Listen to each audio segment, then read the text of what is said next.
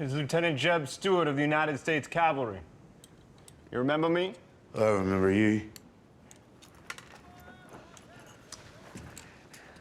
John Jr., you in there? I'm here. Jason? He's dead. I'm sorry for your loss. I have orders from my commanding officer, Robert E. Lee. He is approaching the gates and demands your surrender. Tell him we demand the immediate emancipation of every Negro in bondage in this land. What is it that you want in this direct moment?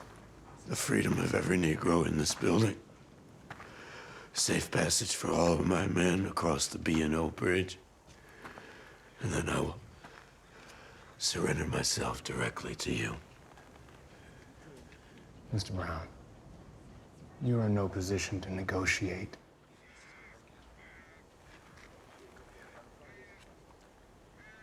Give me 100 yards head start. John Jr., may I look you in the eyes?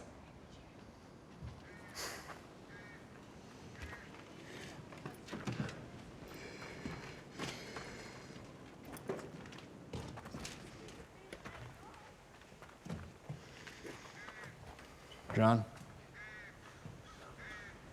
Jeb.